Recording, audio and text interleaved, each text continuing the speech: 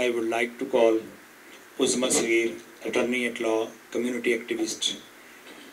Her background is from Kashmir, and Kashmir is now the burning issue in the world. And the guns violence came up on the world canvas when the innocent Kashmiri students were killed by the guns. And I will ask Uzma to please also bring that subject also today. So friends who don't know about that, they should also know what's really going on in Kashmir, how the guns killed our students there, innocent protesters. Please welcome a young, dynamic female leader, Uzma Saghir.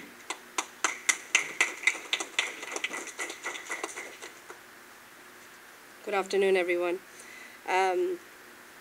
Thank you for having me. And again, I didn't know I was going to be speaking today. This is typical of my brother, Malik Nadeem. He never tells us that we're going to speak at these events when he invites us. I have an app on my phone where I get alerts from CNN. And I just have an alert right now which says a man shot himself in front of the White House today. A law enforcement source said President Trump has been briefed. So with that said, we're here firstly to speak about gun violence in America. We are Americans and we take pride in our constitutional rights.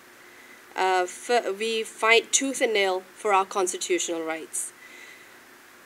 I cannot remember the name of a sports commentator. Once the Florida shooting happened, I was watching a news show and there was a sports commentator who said this Florida shooting was the 18th mass shooting this year in America. And since then, in schools? In schools. No, he said mass shootings this year, not schools overall. We're not talking about the history of shootings like over the years. This year, in 2018, this was the 18th mass shootings. Mass shooting is where more than one person is involved, right? So it was the 18th mass shooting. And since then, I've heard of 2 shootings. One was yesterday at Michigan University, I believe, where it was, I think, a student, he shot his parents and killed both his parents. So we still have 9 months to go in 2018.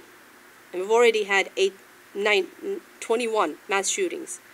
So our constitutional rights are our basic rights. We cannot take them away. But our constitutional rights are always limited. We have lots of rights, such as the right of freedom to speak, right? That right is our constitutional right. We respect, we fight for it, but they are limited. Like, you are not allowed to go to a movie theater and shout fire. You're not allowed to do that. You can get arrested for that, right? DA's office will tell you, right? You can't be in an aeroplane and shout bomb. You'll get arrested and you'll get prosecuted for that. What were you doing? You were exercising your constitutional right. Owning a gun is a constitutional right. And I think Dr. Saab said that, maybe we need to change the constitutional. Unfortunately, that's not going to happen. We're never going to change the constitutional rights like this. They are basic rights and they are always going to exist. What we need to do is try to limit them the best we can. Such as one suggestion that came up was limiting the age or putting an age restriction on when you can acquire a gun. Right now you can be 10, 12 years old and you can go buy a gun in a gun show. A 13-year-old who's not allowed to buy alcohol, not allowed to buy cigarettes and stuff, they can go and buy a gun. So small steps need to be taken to change the bigger picture.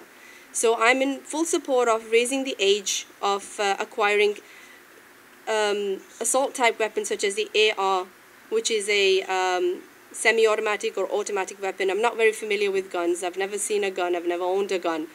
But I applaud the Florida kids who are taking huge steps in trying to bring the issue to the forefront of the general public.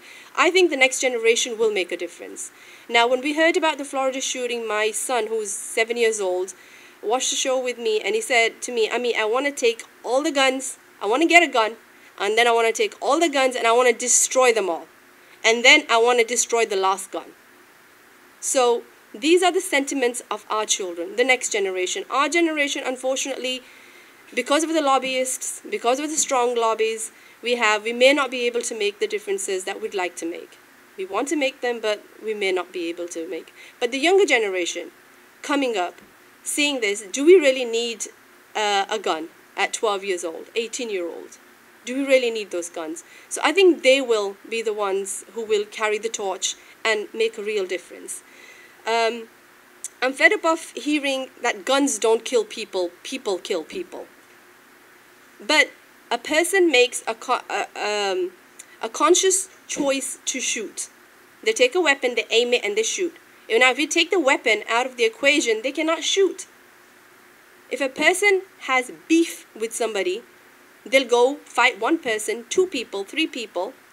If they have a knife even, they cannot do the kind of destruction that is caused by a gun. So we do need to take the guns out of equation best we can. So grassroots meetings such as the one that we're having right now will make a difference, will give a voice, will give awareness. We need to educate our kids. As one of my friends said here, we need to educate the kids. We do live in a culture where video games are the ones that are driving our kids. They use guns, they use violent games, they don't see any consequences. It's fun to be around guns. But when reality hits and you see, and the graphic pictures that we did see in the Florida shooting where the kids are holding up their hands and they're shaking and the cops are trying to find out who the shooter is and stuff, that brought it home for most kids that this is the reality when guns are really used in real life. So meetings like this will help us progress, and I hope we can make some difference in the lives of our kids and in the future. Thank you.